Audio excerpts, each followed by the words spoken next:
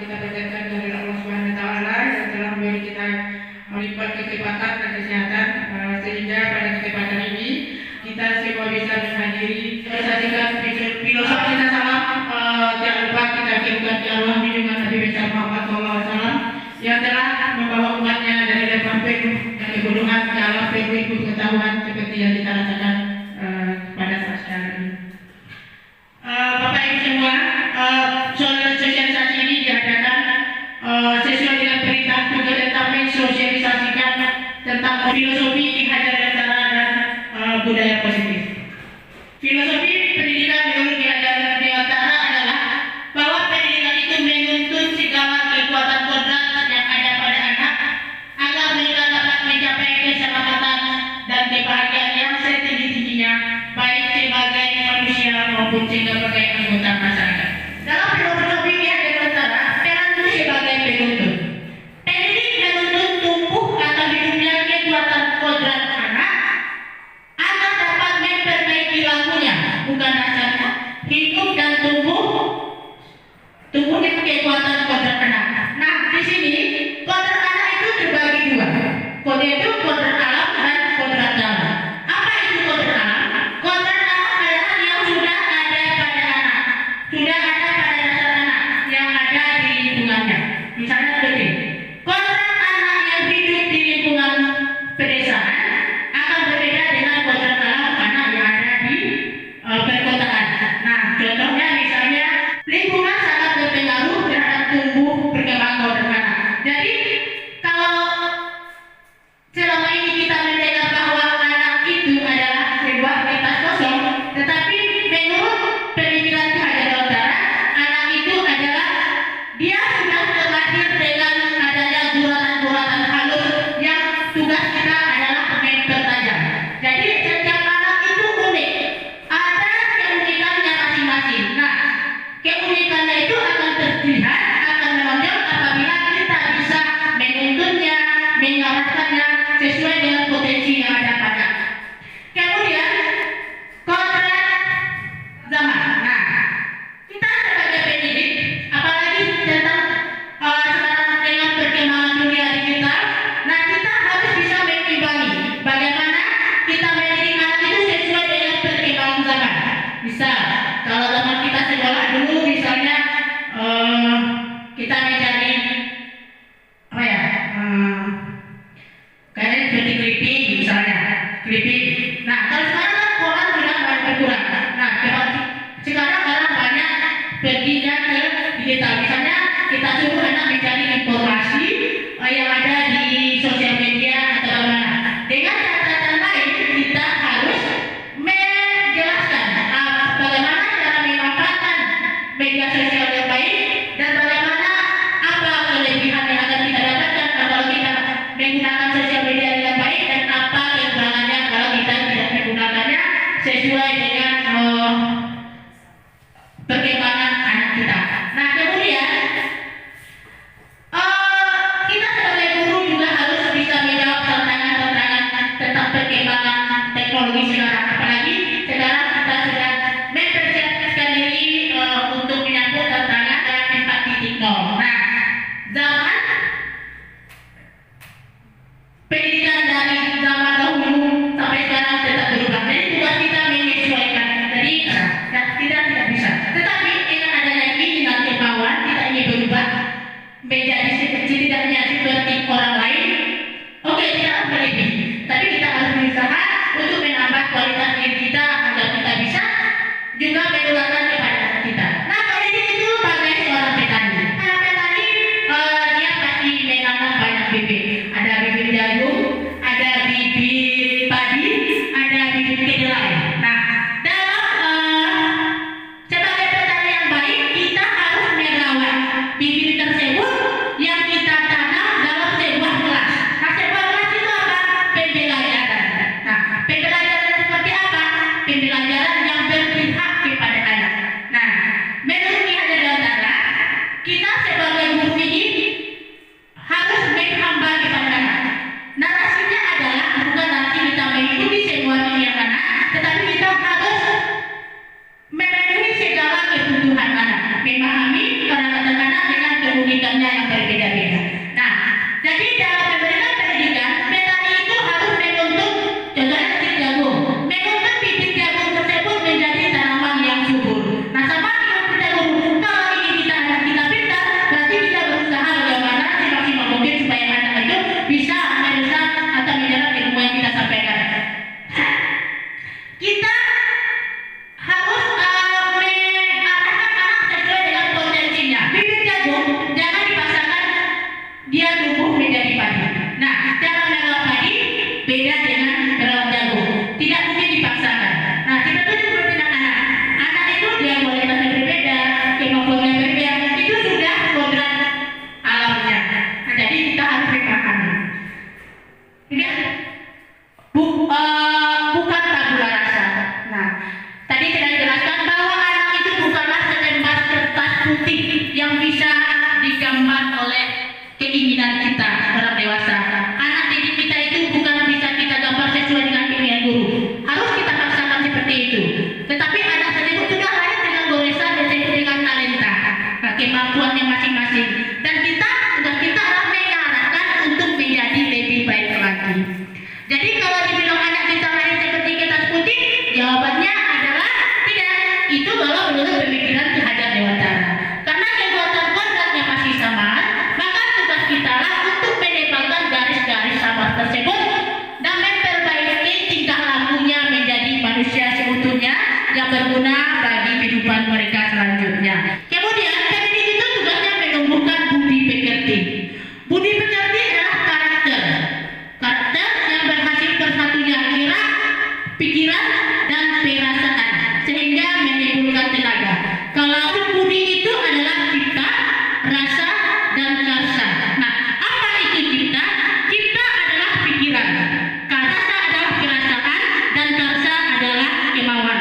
Nah, jadi Ki Hajar Dewantara menuntut kita dalam mendidik anak itu adalah untuk mengolah cipta, menajamkan pikiran, kemudian mengolah rasa, menghaluskan rasanya supaya bisa perasaan anak itu menjadi pribadi yang lebih baik, menghargai teman, guru, dan orang tua. Kemudian olah karsa yaitu memperkuat kemauan. Jadi pendidikan itu harus holistik, maksudnya harus seimbang. Akan terjadilah pembelajaran yang membawa anak tersebut akhirnya menjadi orang yang penuh kebijaksanaan. Pendidikan itu berpihak kepada anak. Pendidikan berpihak kepada anak, di mana murid mempunyai peranan penting dalam pembelajaran. Guru tugasnya cuma menuntut. Kodrat anak merdeka belajar. Nah, kodrat anak itu mereka harus merdeka belajar. Baik dalam permainan, anak akan merasa merdeka atau mendapatkan kebahagiaan sehingga pendidikan karakter dan juga keterampilan dapat didapatnya tanpa mereka sadari. Nah, dalam hal ini, misalnya kita mengajak anak belajar dari alam. Nah, belajar dari alam. Seperti yang itu kelas 6 kemarin, saya mengajak anak melihat kegiatan ekonomi yang ada di Kampung Sembilan, yaitu mengampung. Nah, dari kegiatan mengampung itu ada banyak sekali hal yang bisa kita pelajari. Mulai dari bagaimana kemarin membuat daftar pertanyaan, bagaimana cara menanyakan, bagaimana cara mengkomunikasikan. Nah, karena cara berkomunikasi anak kita dengan orang tua sekarang sangat buruk sekali, sangat buruk sekali. Nah, itu juga perlu bimbingan kita. Nah, dari situ mereka jadi tahu cara menyamai bibit seperti apa, umur berapa pindahkan, kemudian sampai bagaimana mengolah. Nah, kemarin kami tanyakan dalam satu komputer berapa airnya, berapa lama waktunya, nanti berapa hasilnya. Nah, saya hubungkan dengan pelajaran matematika yaitu debit itu isinya. Nah, untuk mendapatkan hasil gambir yang bulat-bulat itu berapa airnya dalam satu apa itu? Nah, berapa airnya, berapa lama waktunya. Nanti dihubungkan ke sana tentang debit. Nah, kemudian tentang cara menghargai jerih payah orang tua dalam berusaha untuk mencari uang, mencari nafkah untuk mereka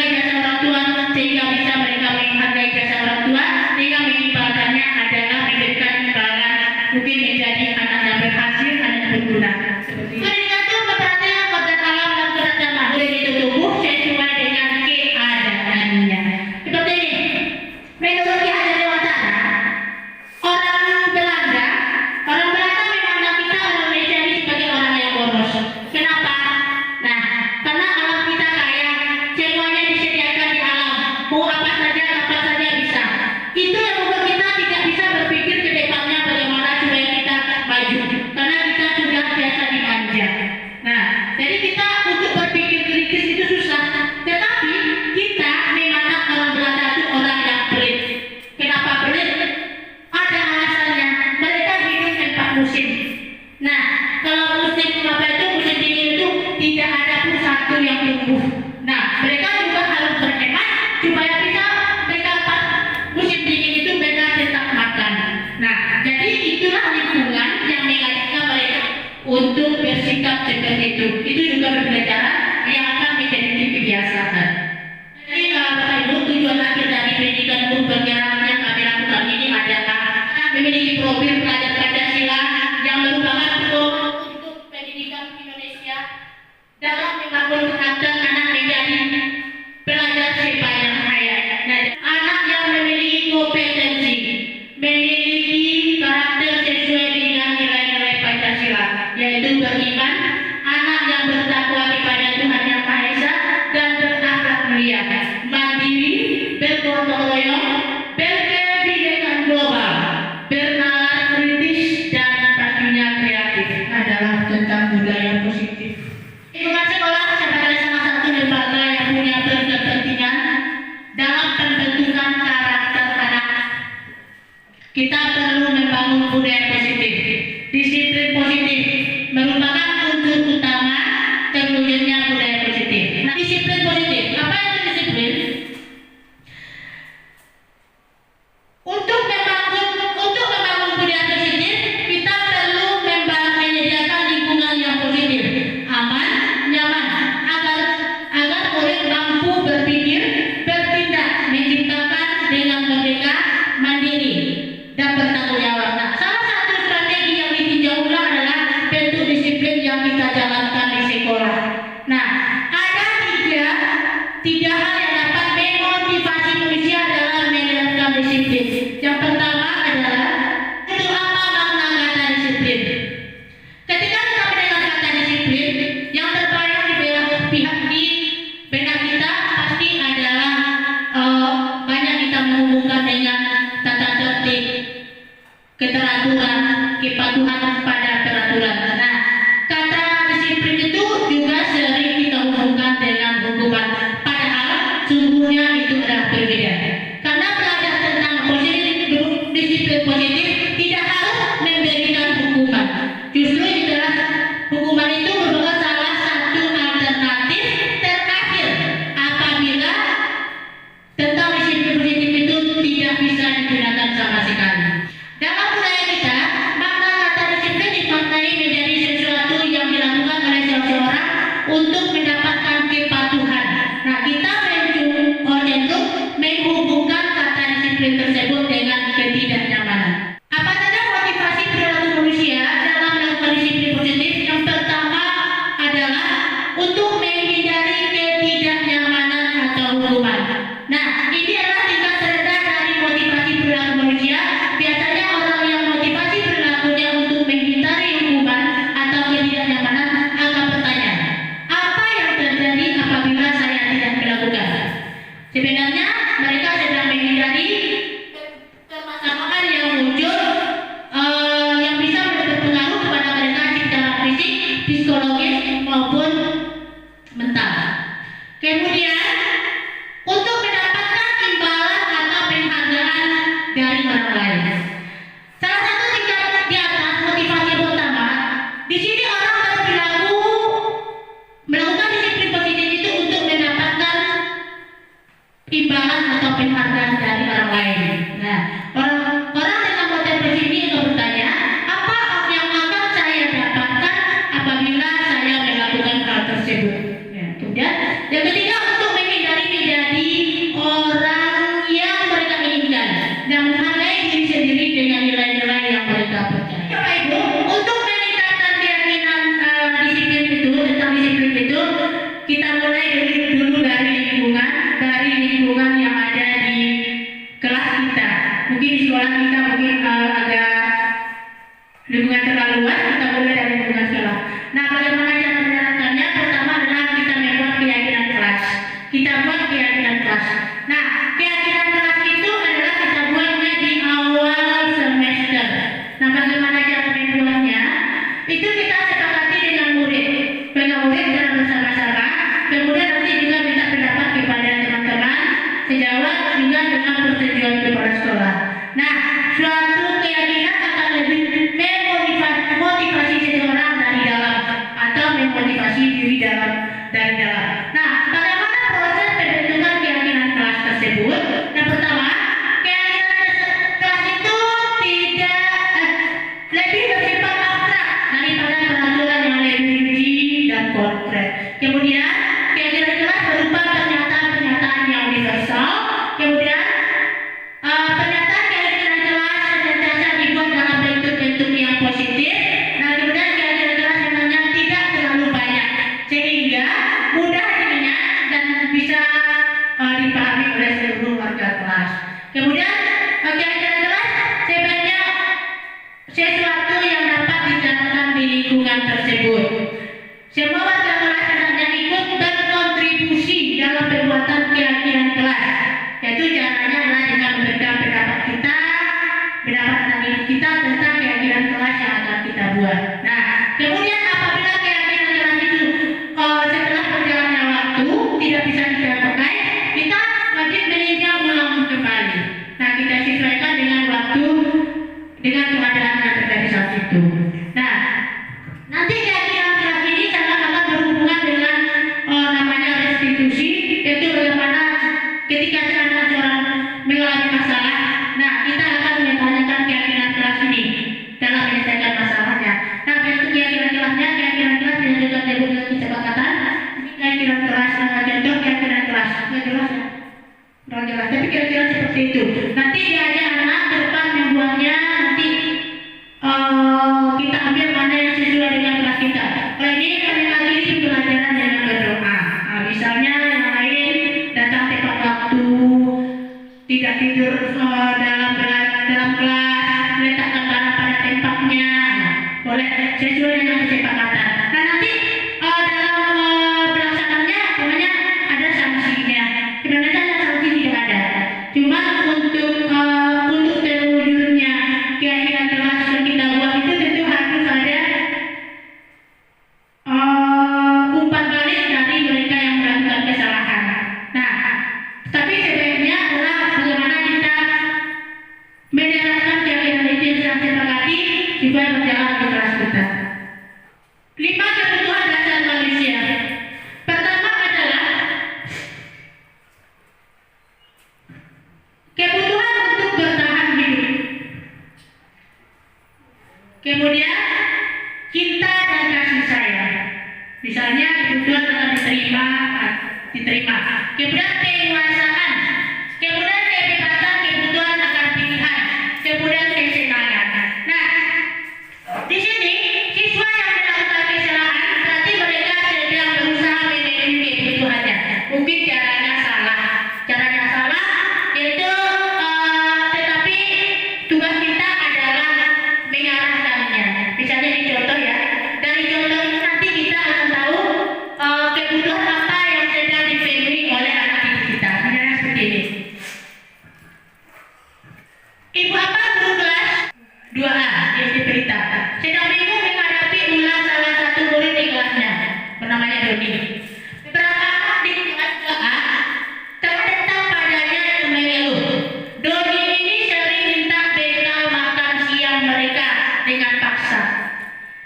Jika Anda menghadapi situasi seperti Ibu Ambar, apa yang akan Anda lakukan menurut Anda? Kira-kira apa alasan Doni melakukan itu? Nah, kira-kira pertama apa yang akan kita lakukan? Nah, nanti kita lihat Doni kenapa makanan temannya diambil. Nah, misalnya dari jawaban yang diberikan Doni itu kita bisa mengaitkan dengan mungkin dia sedang memenuhi kebutuhan dasarnya, berusaha memenuhi kebutuhan dasar. Misalnya jawabannya seperti ini. Doni, kenapa kamu ambil makanan temannya? Kemarin temannya ngadu kamu juga yang ambil. Nah, jawabannya tadi ibu, ya bu, soalnya saya di rumah tadi kasih bekal sama ibu saya lapar. Untuk jajan juga saya tidak punya uang. Orang tua saya tidak mampu, misalnya seperti itu. Jadi jawaban Doni itu kita bisa mengarahkannya.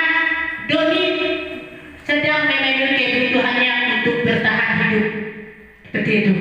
Nah, kemudian misalnya jawaban yang lain. Saya senang bu melihat teman saya marah, berarti dia perhatian sama saya. Kalau saya ganggu, kayaknya kalau lihat teman saya kerja itu mintanya lucu bu. Itu satu kesenangan buat saya.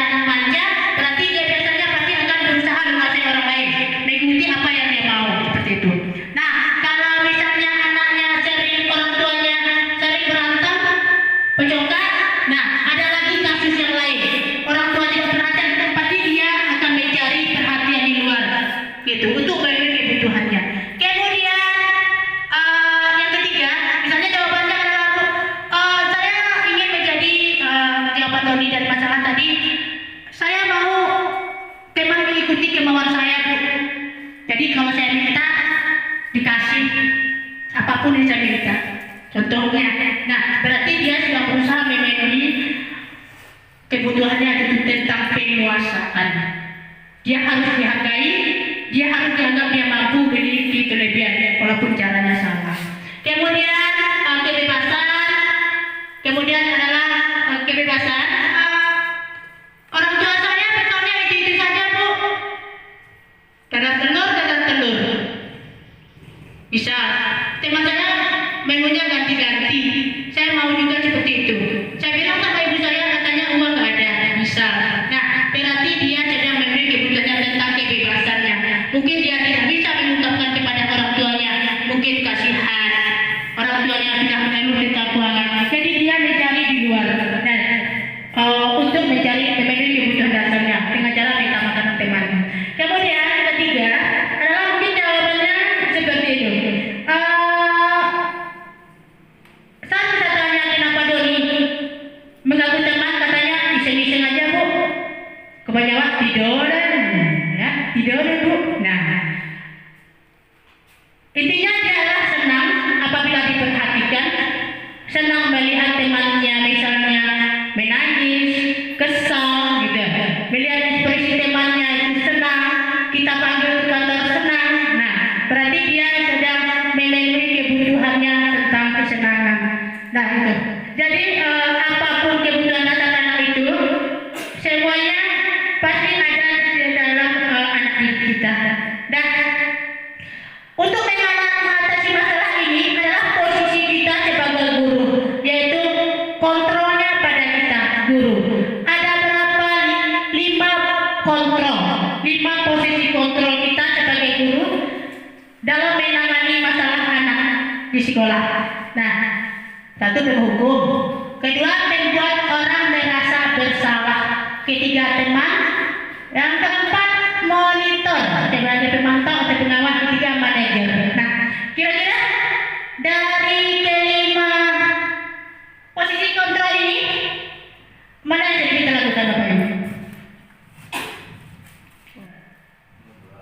Mau 2 ya, yang lain.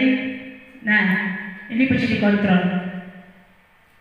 Nah, apa penjelasan tentang posisi kontrol?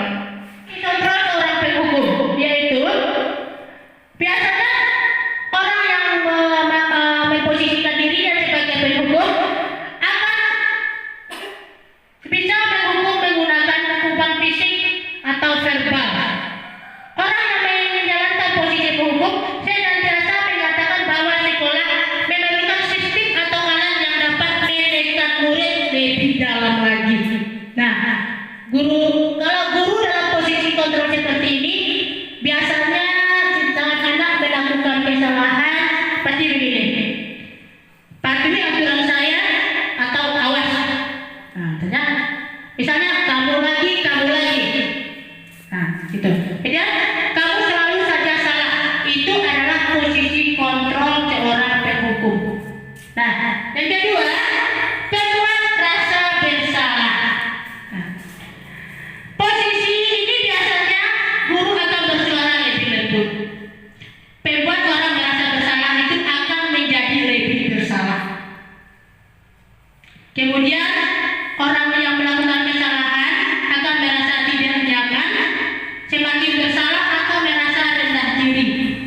Nah, kata-katanya yang dikeluarkan dengan lemah lembut, misalnya seperti ini. Ibu kecewa sekali dengan kamu. Nah itu.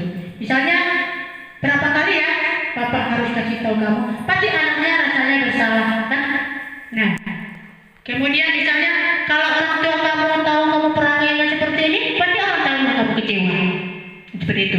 Itu adalah posisi kontrol seorang yang membuat orang merasa bersalah.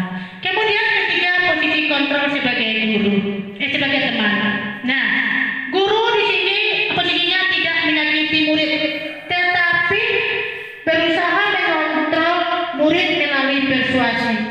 Posisi teman pada guru bisa berdampak positif pada anak, bisa berdampak negatif.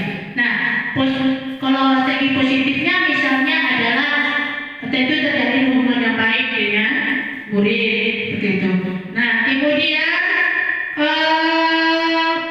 kalau misalnya dalam menjalin hubungan dengan murid, posisi kontrol teman itu misalnya seperti ini.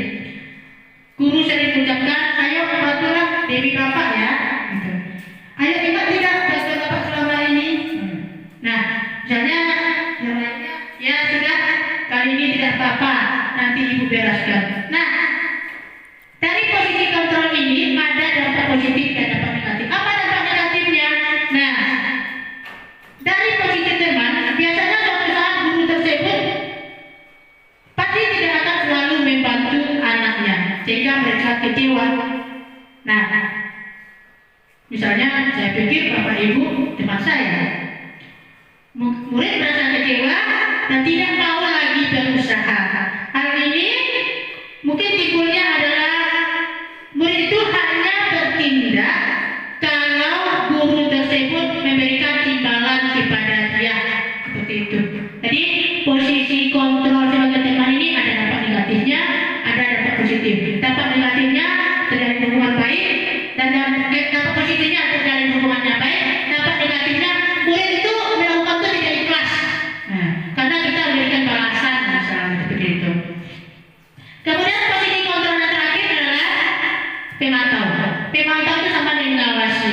Nah, misalnya adalah pada saat kita mengawasi, kita bertanggung jawab atas perilaku orang yang kita awasi.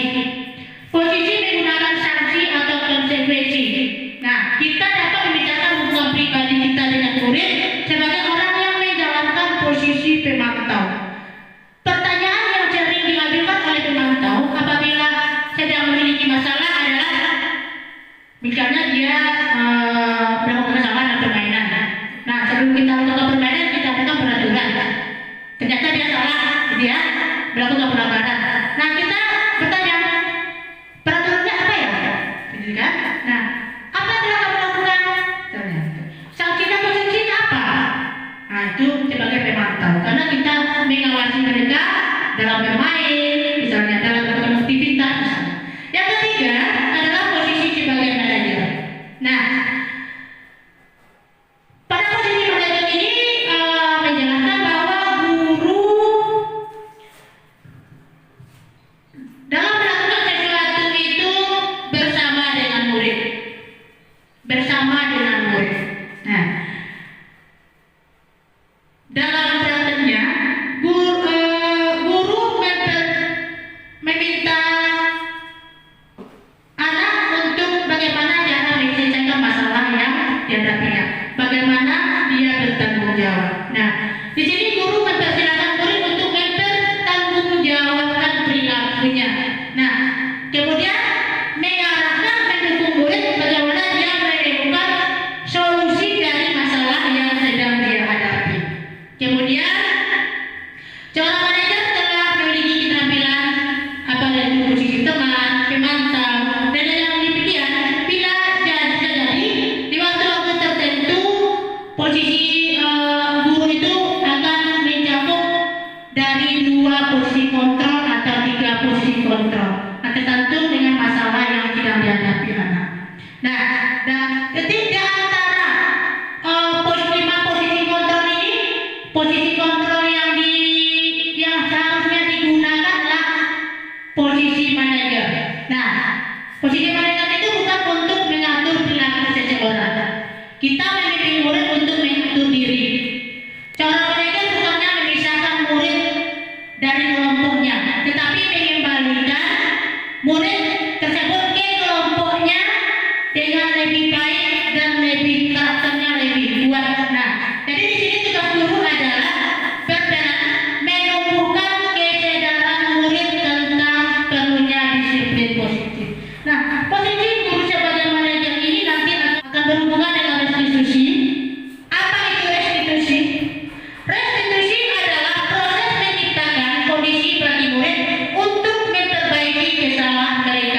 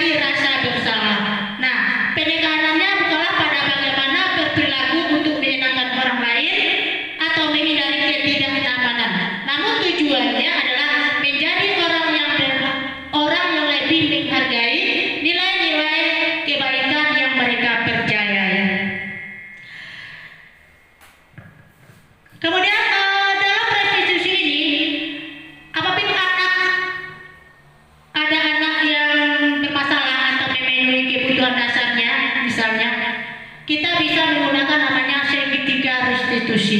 Misal seperti masalah siapa tadi, masalah Doni tadi, ya misalnya apa poin-poinnya dalam segitiga restitusi itu? Yang pertama adalah validasi tindakan salah, kemudian menstabilkan identitas, kemudian menanyakan keyakinan. Nah, saat Bu Ambar memanggil Doni tadi, karena pengambil temanya dia sering mengganggu temannya, misalnya. Nah, di situ Bu Ambar bisa berpedoman kepada keyakinan kelas yang sudah dibuat, misalnya ini. Misalnya Doni sudah mengambil makanan anaknya. Ditanyakan oleh Bu Ambar, kenapa kamu ambil makanannya?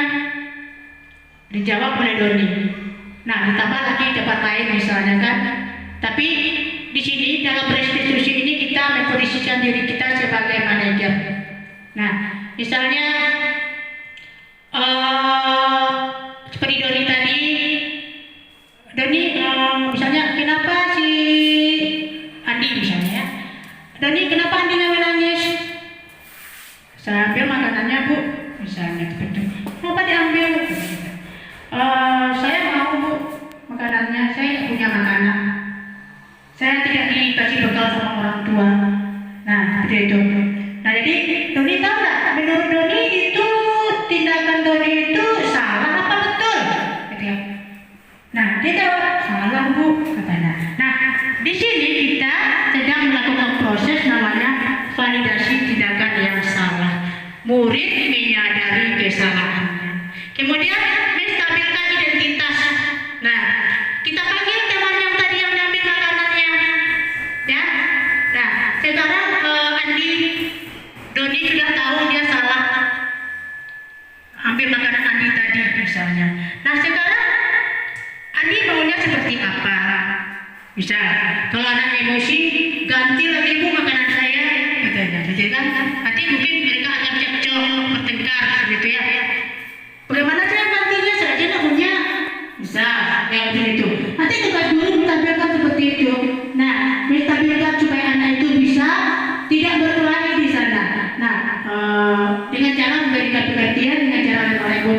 Andi, katanya kan tadi Andi itu Doni itu ngambil makanan, Andi nggak punya makanan. Nah, kalau Andi suruh ganti, dapatnya uang dari mana? Misalnya seperti itu ya. Nah, bisa enggak? Andi bisa enggak Andi mengikhlaskan misalnya? Ya, bisa saja sedekah misalnya kan. Berbagi dengan teman itu kan baik, kita harus biasakan. Nah, seperti itu. Itu menstabilkan keyakinan. Nah, berarti dari masalahnya itu kita juga tindakan yang salah sudah kita tentukan, kemudian kita stabilkan, kemudian menanyakan keyakinan. Nah, di sini misalnya adalah kita bertanya kepada Doni tadi, Doni, menurut kamu tindakan kamu tadi salah tidak? Ya Bu, salah. Kemudian